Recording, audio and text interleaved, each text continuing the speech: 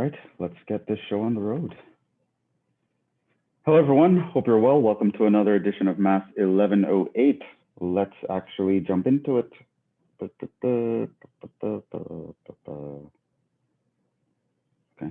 go. Make sure I can see the chat and everything. All right, we are good to go. So, I changed this. I was gonna wait until like after class to do this, but I actually did this. So can modify the announcements a little bit. I sent. Here.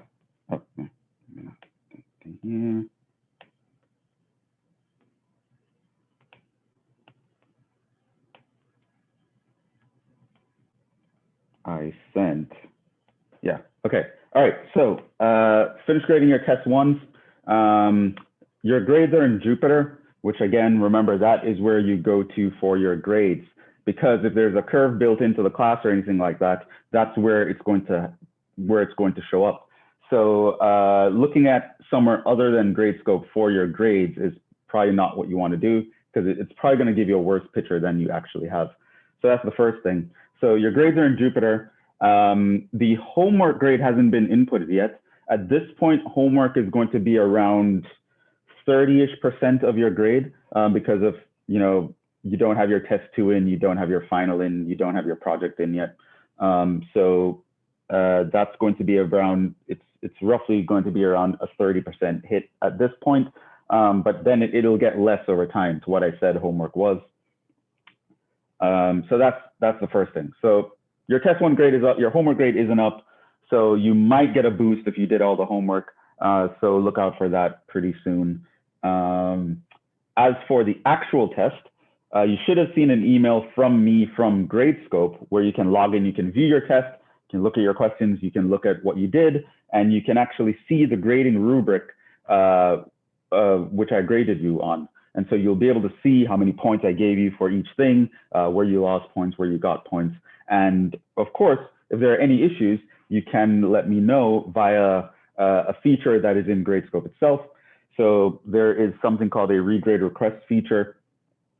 So when you click on the test, you log in, you'll see the question and the work that you uploaded on the left panel. In the right panel, there's going to be the grading rubric. And if you look to the bottom right corner in that green tab, I'm trying to remember what the student screen looks like.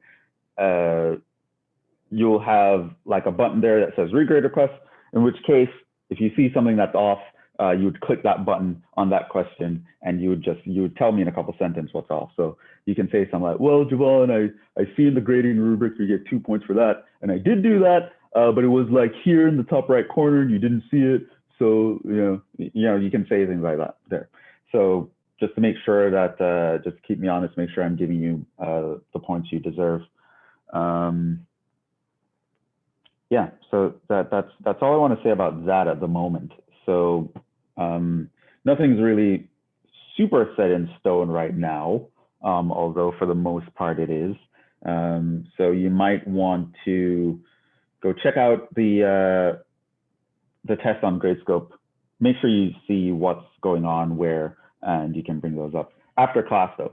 Right now we are going to talk about something called the Inclusion-Exclusion Principle. We're also going to finish up those Venn diagram problems that I had last time. I had some other problems that I wanted to talk through all of these, which we weren't going to do in detail, but I kind of just wanted to talk through them with you guys, and we can have a lot of fun in that. But I'll say that for tomorrow.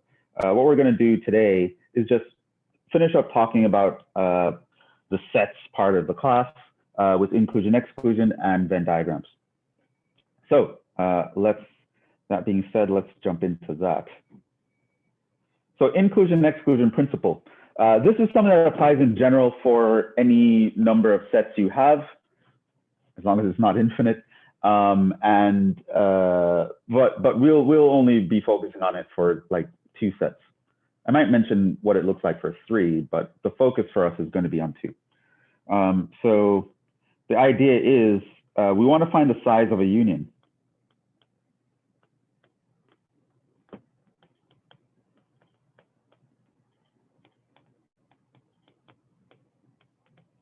right? That's what we're interested in. Now, I told you what the Venn diagram for the union looks like.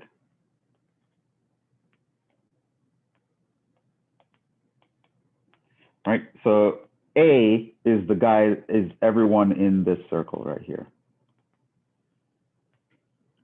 And B is everyone in this circle right here. And so now we want to guess, what would guess be? What is the size of the union? If I combine the sets and create the union set, how many things are in that set? Now, a very naive guess, which is, very straightforward, that, any reasonable person would guess at first, would be that, well, it's probably just the size of each set combined. Do you agree with that? Like, would you say that that's the answer? Like, it's that easy? Or maybe it's harder? What do you think? Do you think the size of the union is that? Just add up the amount of people in A and B? No, because wouldn't that include like the parts that aren't in the union as well? As the parts that aren't in the union, what do you mean? Like not where they intersect. Yeah, but the union should count that, right? The union counts what is in A or B or both. Oh, so if it was something like the intersection of A and B, then it'd be different. Yeah. So A intersect B is the things that A and B have in common only. So that would be like the middle. That would be like the middle portion right here. Got it. Right, but the union is everything. Remember, all the shaded region. It's in A or B or both. Now, if I were to ask you how many things are in that section, would counting the number of people in A and adding that to the number of people in B, would that be how you can do it?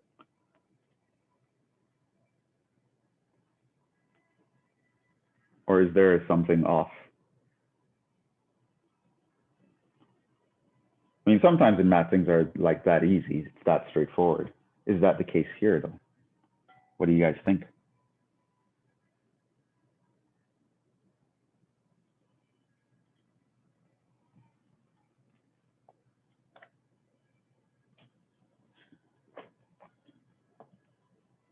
Yeah, and I leave this picture up here for you to kind of maybe use it.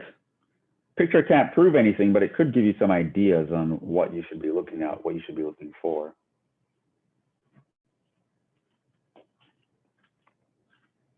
If I counted all the blue guys and then I added that to counting all the red guys, and I added those two numbers, would that be the number of things in the union?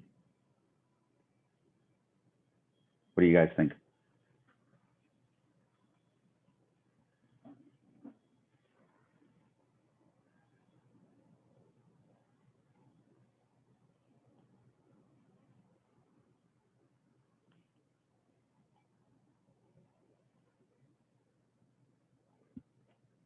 Anyone have a guess?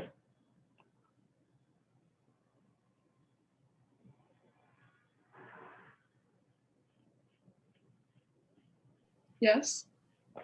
Yeah, what's your guess? What you just said, that you just add the two together to show the union, absolute value. Okay. So what do we know about sets? Like, how do they behave? What are they? Tell me what we know about sets. A set is what? And how does a set behave? Where's my thing?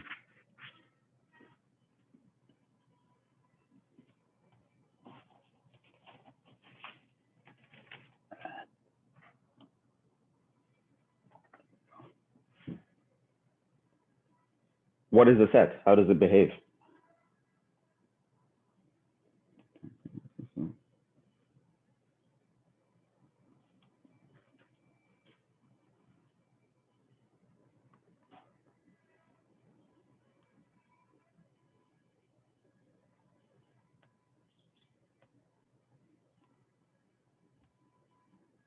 Hello, anyone there?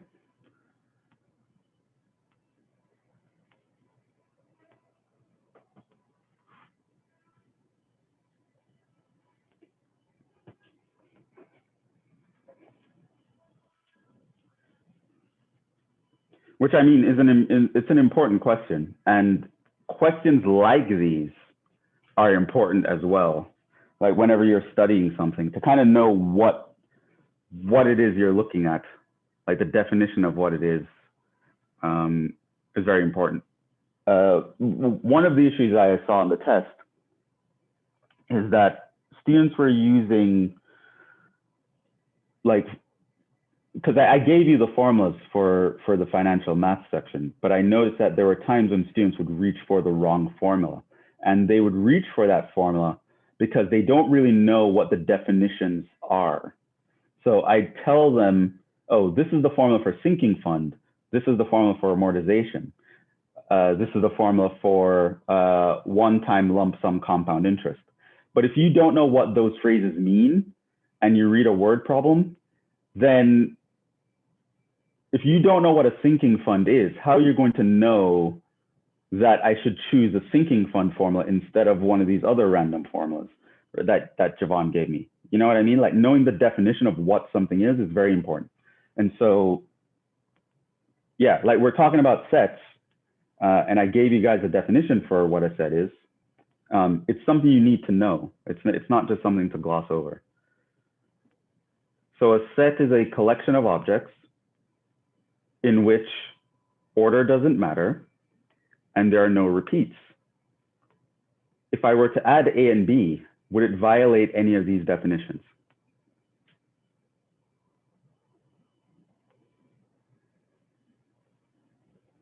What do you guys think?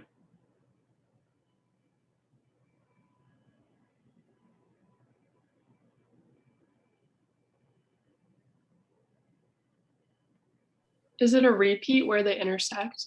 It's a repeat where they intersect, right? Mm-hmm. If I count all the blue guys, and then after that, I count all the red guys, and I add these together, I want you to appreciate that the people in here got counted twice. They got counted for the blue team, and they got counted for the red team, because there's a double shading, right? So it's an overlap. So now me realizing what a set is and how I would measure the number of things in a set would indicate to me, hey, I just counted a bunch of people twice. I counted an overlap, which means I need to get rid of that. I need to fix this, modify this by saying I want to subtract the number of people in the intersection, because the number of people in the intersection, I got counted twice. And we'll actually see some like this in a little bit later, actually. But that's it. That's the inclusion-exclusion principle for two sets.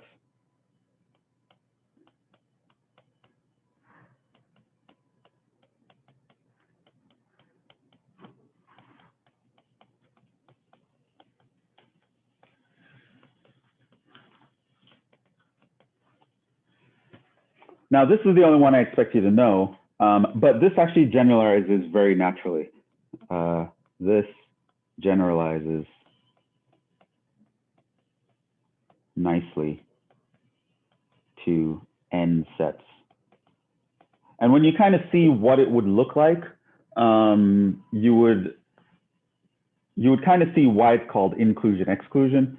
So we don't have the nice mathematical notation to write this down and be all fancy. So I'm just going to write it out in words, what the formula would look like, and you guys can hopefully appreciate that.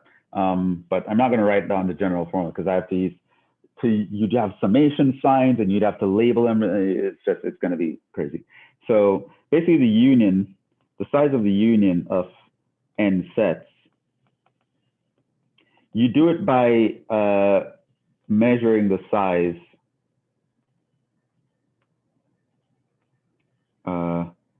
the sum of the size of all single sets minus the sum of sizes of intersection of any two, right, which is what I just did here. Subtract the intersection of A and B, plus sum of sizes of intersection of any three,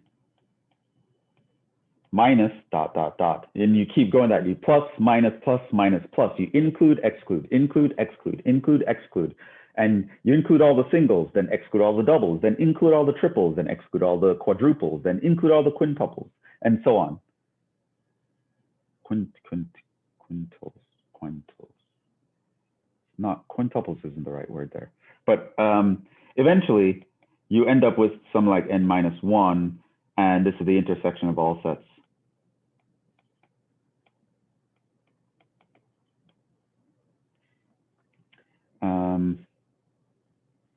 So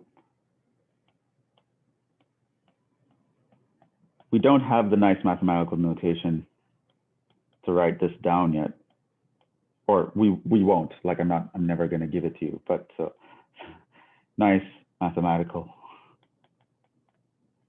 notation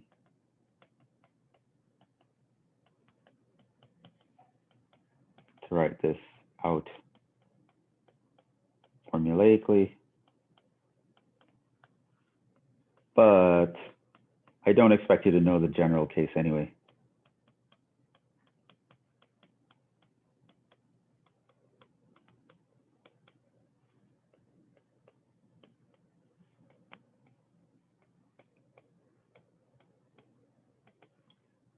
Just the case for two sets.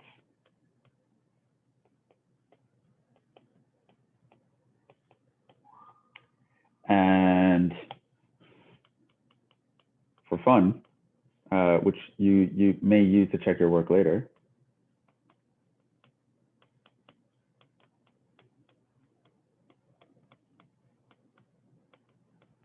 because we're going to do some Venn diagram stuff where this will come up, for 3 sets. So if I want to take the size of A union B union C, how I can do that is first add up the size of each set, of each single set, subtract the size of the intersection, the size of the intersection of any two,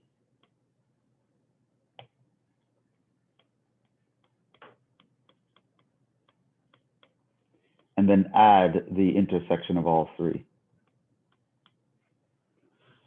Include, exclude, right? Include all singles, exclude all doubles, include all triples. And if we had more sets, we'd continue this back and forth inclusion, exclusion. Include all singles, exclude all doubles, include all triples, exclude all quadruples, include all intersection of 5 sets, exclude all intersection of 6 sets, include all intersections of 7 sets, and so on. You kind of go back. Because eventually, if you just keep subtracting, you're going to be subtracting too much, and you have to put them back in, and then you have to subtract them out again, put them back in. And so, yeah, that's what it would look like for 3 sets. All right. Let's actually get through the remaining Venn diagram examples. And someone needs to get back in here. Let them back in. So let's actually do this. Now, hopefully you remember the strategy for doing the Venn diagram problems that I mentioned last time. They will be on your next test. They will be on the final. So you definitely want to know how to do these problem types. Where you're going to be given a word problem, you're going to be given different sets of people, different numbers in each set, and then you're going to be asked questions about how many members are in other sets.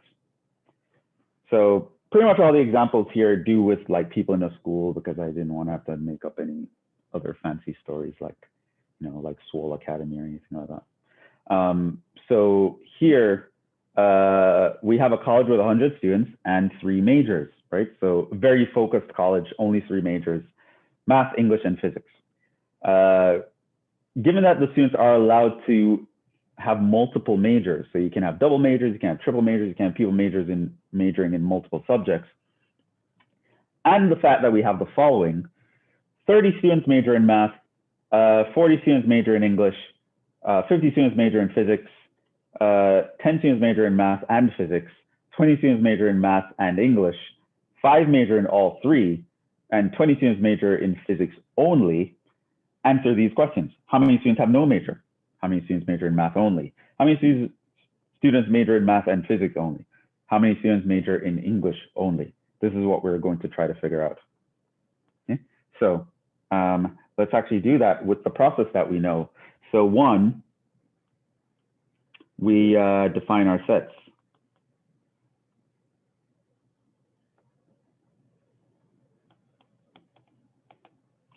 So let M equals the set of math majors.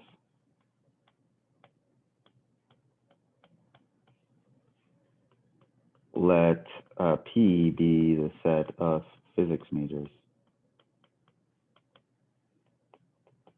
Let E be the set of English majors.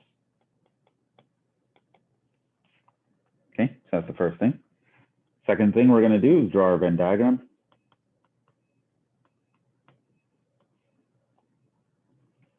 So we know that's a box. Students often forget to draw the box for whatever reason, I'm not sure.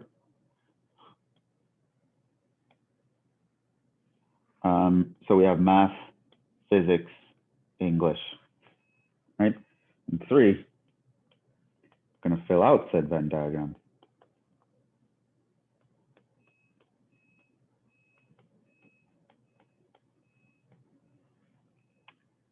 And I feel like, oh, how am I going to figure out how to do this on that? Boom. Yeah. I was write these little things in green.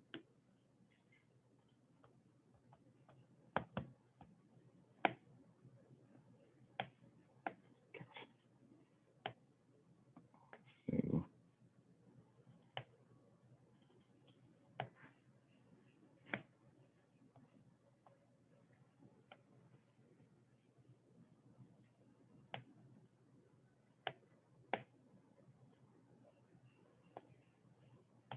okay, now let's talk about the order. Remember, I told you there's a certain order we fill out in. Because of the issues that we saw before, there's a possibility of over-counting stuff. So we want to make sure that we're counting in a way where we're not ending up counting something that we kind of have to take back later, and it just gets too confusing. So I mentioned the areas in which we want to start filling in numbers first. There's of the maximum overlaps, right? So if we know where all three sets overlap, we tend to want to fill in that first. Here's where no one is, right? So they told us that, oh, this many students have no major, then we would fill that out. And if they told us anything about only, right? As you can see here, they told us about how many people major in physics only. So that could be something that we'd fill out first. We'd figure out everyone else using just arithmetic or maybe algebra. And then once we have a fully filled out Venn diagram, we can answer stuff, right? So first thing I would probably fill out is all three. 5, all three. So boom, 5 goes in here.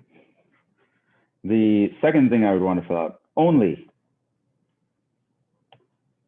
20, physics only. So that tells me 20 goes over here.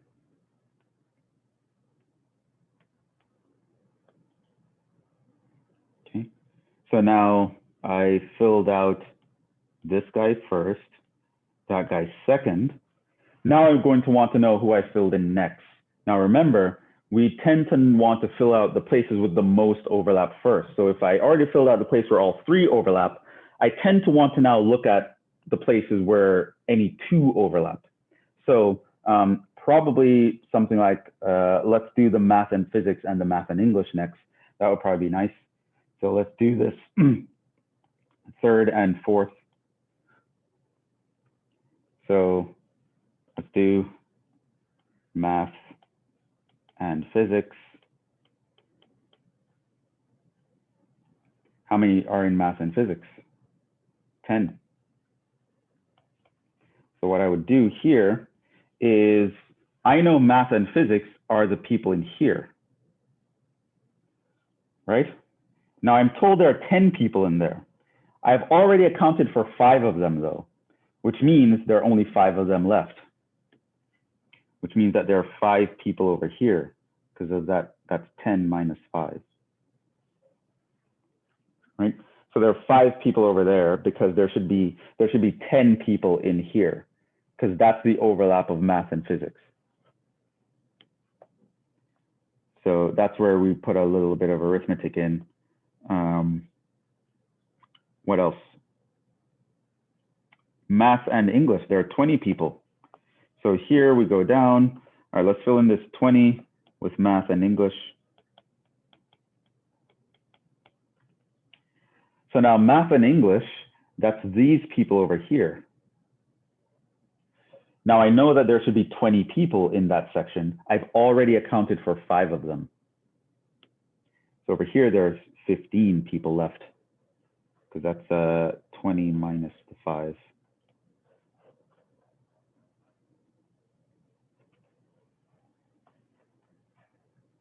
Now I can start filling in other stuff.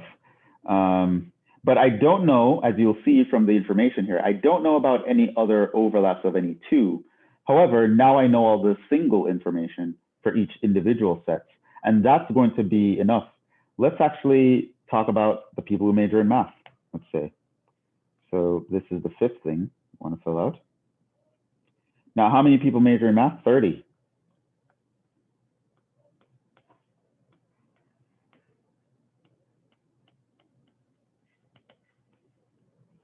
So I know in the M circle, in this guy, there should be 30 people in that circle. So that means this is going to be 30 minus 5 minus 5 minus 15. So that's 30 minus 25. There are 5 people over here. Let's talk about majoring in English. 40 major in English.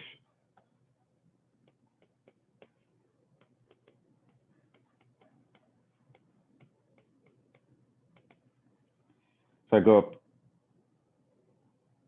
Oh, well, I don't have enough, because here, notice that there are 2 areas missing. There's the area over here and there's the area over here. 2 unknowns, not great. Probably need to figure out the physics people first. Let's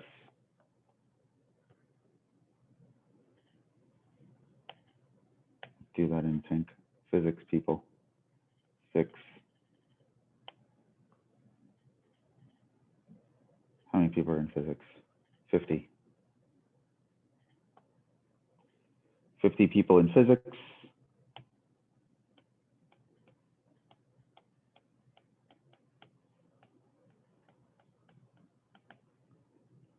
Which means I know what's going to be in here. It's going to be 50 minus 5 minus 5 minus 20. Which is going to be 50 minus 30, which is 20. There are 20 people over there. Now I would have enough to figure out the English, which is the 7th thing. And there are 40 English majors.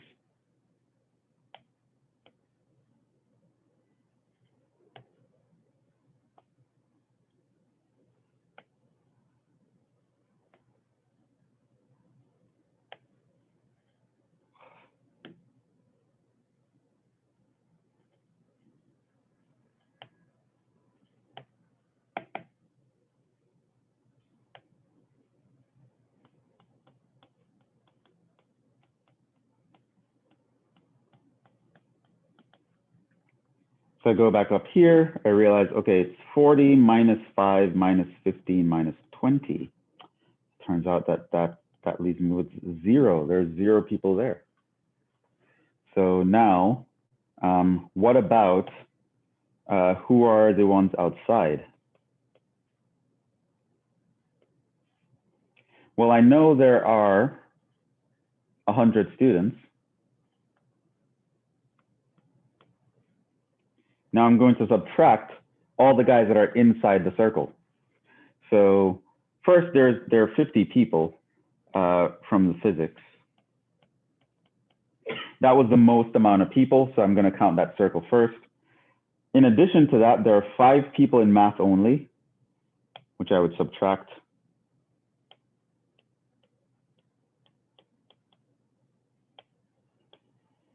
And there are 15 people in math and English.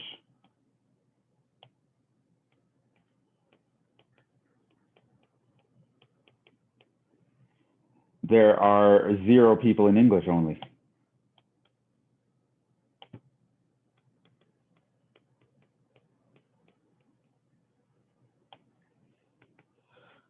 So that's going to be 100 minus 70, which is 30. So there are 30 people on the outside. Now, once we have that, that's the hardest part to fill out the Venn diagram. Answering the rest of the questions are going to be easy. Right? So 4, now I'm going to answer the question.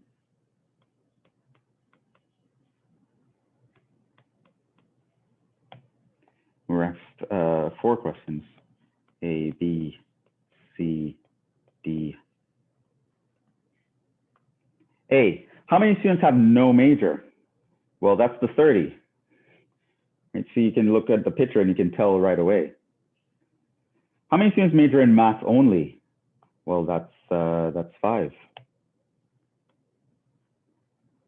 C. How many students major in math and physics only? That's also 5, but that's the green 5. How many students major in English only? Well, that's 0. So in this example, students are like, I'm not going to major in English only. What am I going to do with English only? Kidding. No shot at English majors. Do what you love. But yeah, in this particular example, no one majored in English only. Everyone who majored in English also majored in something else. 15 people who majored in English also majored in math. 5 people who majored in English also majored in math and physics. They were triple majors, very ambitious people. 20 people who majored in English also majored in physics, but not in math. And that's, we can figure that out. I could have asked you all sorts of questions here and we could come up with the answer. So that was a Venn diagram problem. And that is one that's pretty much, I think, on the level of what I would give a test on, I think.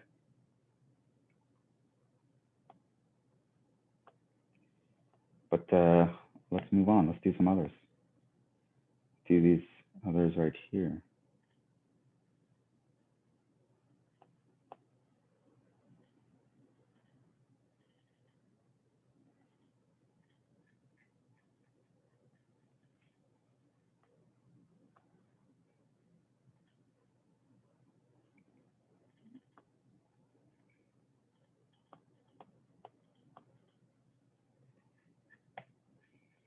So hopefully that was clear. Survey of university students, again, found that 64 had taken math, 94 had taken chemistry, 58 took physics, 28 took math and physics, 26 took math and chemistry, 22 took chemistry and physics, and 14 took all 3. How many students took only 1 subject is the question. We can figure this out via a Venn diagram. 1, we would define sets. Or I'm not even gonna write that out, but this is something I expect you to know.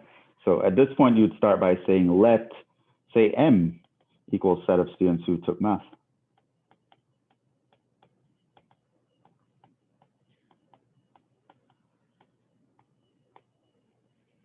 Let P equals set of students who took physics.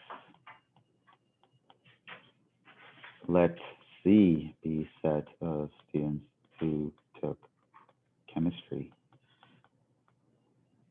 So 2, this leads me to a Venn diagram.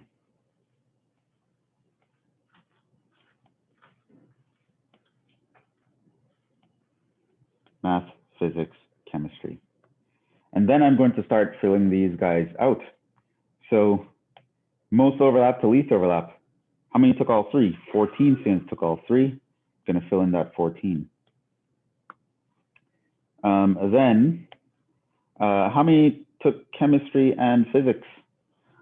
22 took chemistry and physics, which means over here, this is going to be 22 minus 14. So that's going to be 8 over here. 26 took math and chemistry. So over here, there's going to be 26 minus 14. It's going to be 12.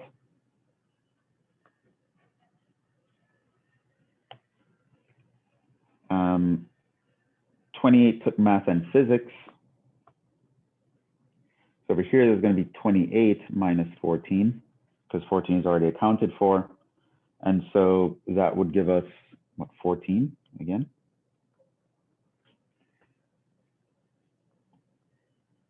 Then we know that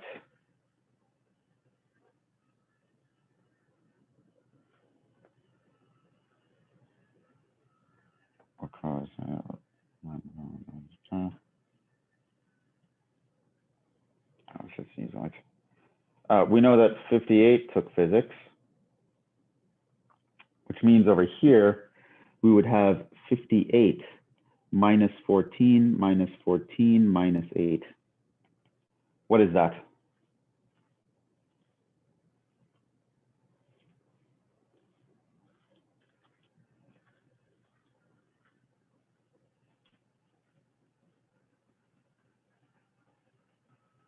You guys awake?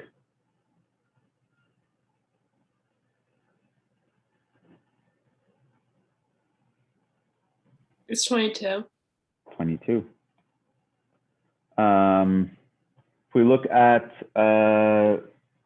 94 took chemistry, that's 22. 94 took chemistry, so that's 94 minus 12 minus 14 minus 8.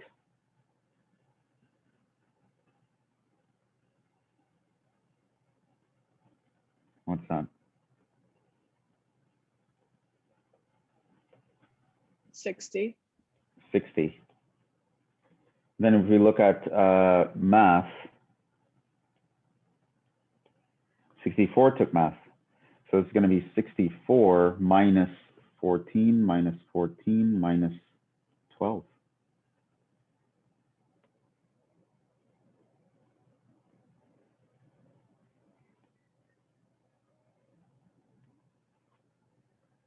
Is it 14? No. Well, 4 plus 4 plus 2 is 10. Then 10 plus 10 plus 10 is 30. So that's 40. 64 minus 40. So I think that's 24.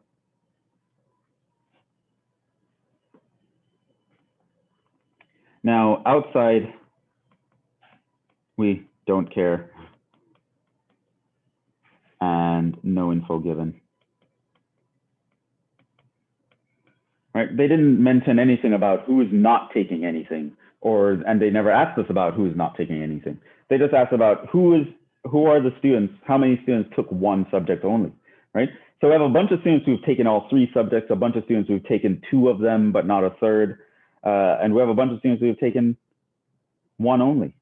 So from this, we can see that number of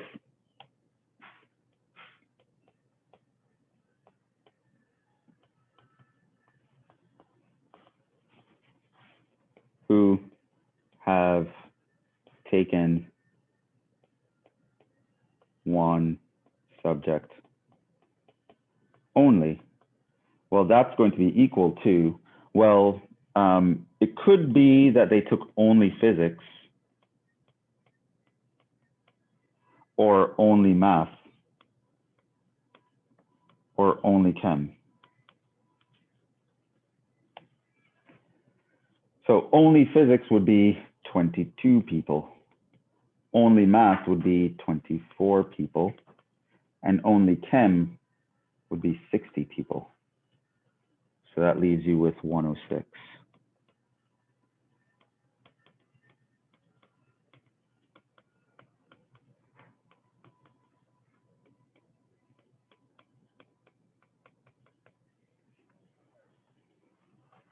And that's our Venn diagram, how we can figure that out.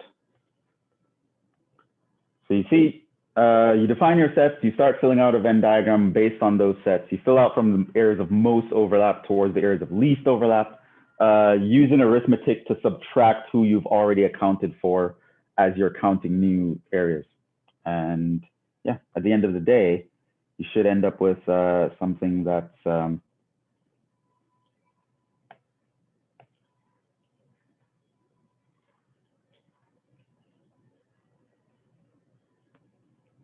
usable to get to a nice answer.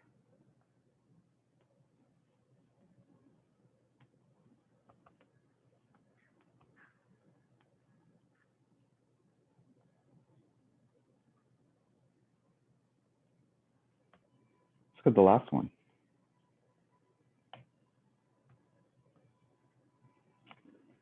There are 100 students in a music school. 25 play the piano, 35 play the violin, 60 students play neither of these. How many students play both the piano and violin?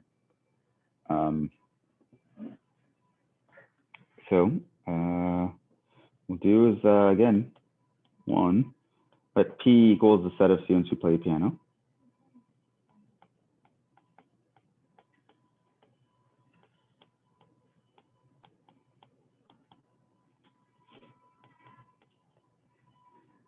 Let V be the set of students who play the violin.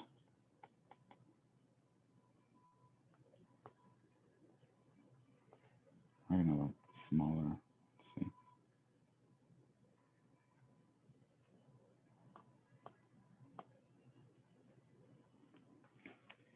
So 2 leads us to a Venn diagram.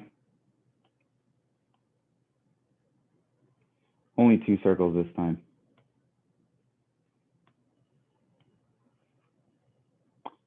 We know that 60 play neither. There's a 60 out here.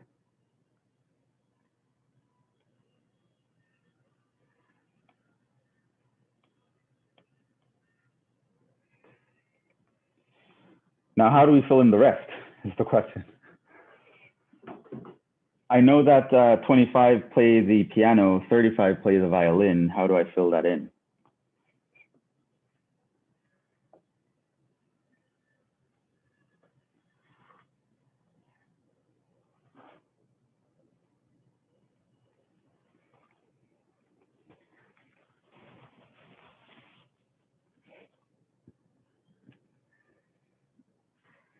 Now, what you don't want to do is start doing something like filling in 25 here and 25 there, because that would tell you there's 50 people in the piano section, which it's not true. But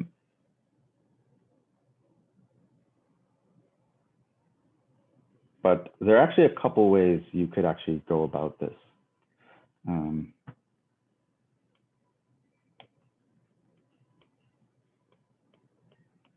One way is to use what I taught you earlier, use the Inclusion-Exclusion Principle.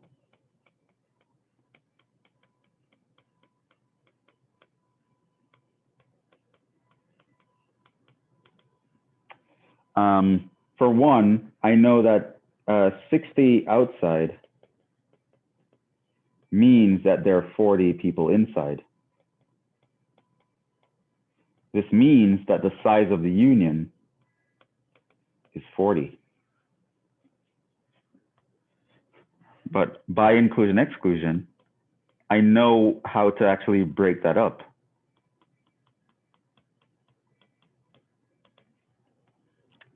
The size of P union V is going to be the size of P plus the size of V minus the size of the intersection. So this means that 40 is going to be equal to, how many play the piano? 25. How many play the violin? 35. How many play both? I don't know. That's an unknown. So that came from the problem. So now what you realize is now I can actually figure out how many played both the piano and the violin and whether or not they studied at conservatory. So here I would have 50 plus 10, that's 60. There are 20 people who play both.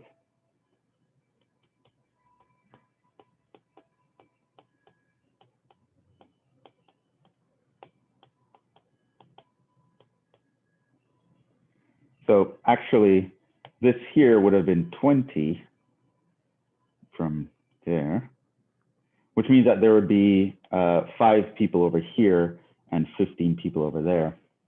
So that's one way to use inclusion-exclusion. Another way, which I'll show you quickly, which as we'll see is equivalent to inclusion-exclusion, is just use algebra, right? We want to know how many do both, so call that X.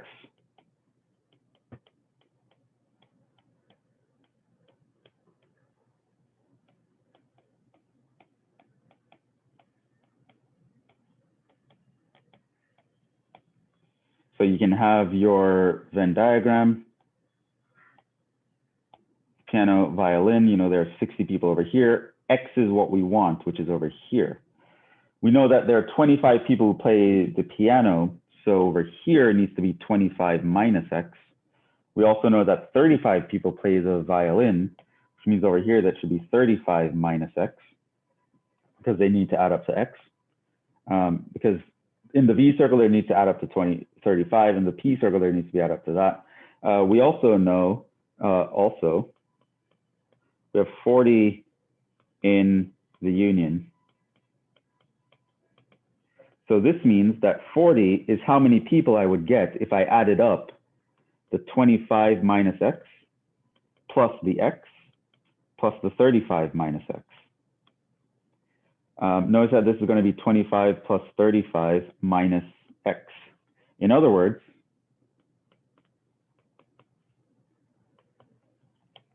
this guy is once again the union. This is the amount of people in P. This is the amount of people in V. This is the amount in the intersection. I want you to realize that just by using algebra and kind of reasoning through the problem, we kind of end up with inclusion-exclusion anyway. You can kind of see mathematically where would that idea even come from. Even if someone didn't know about Venn diagrams, you could still kind of figure this out. But yeah, at that point, you'd be able to get that X equals 20.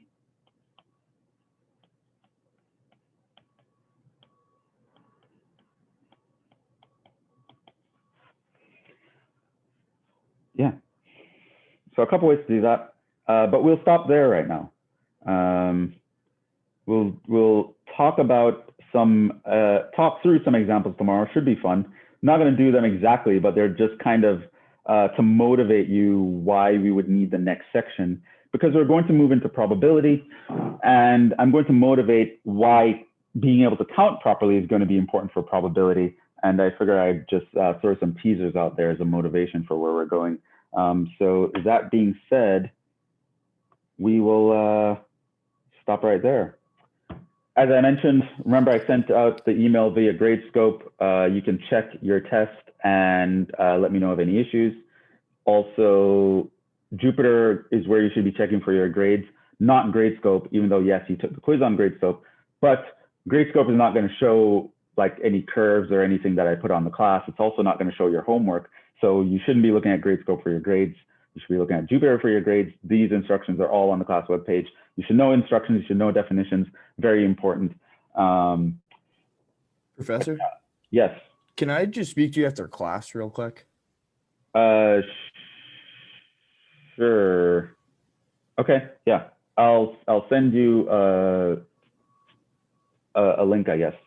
Just email me so I know who just made that request, and I'll reply to your email with a link. Okay.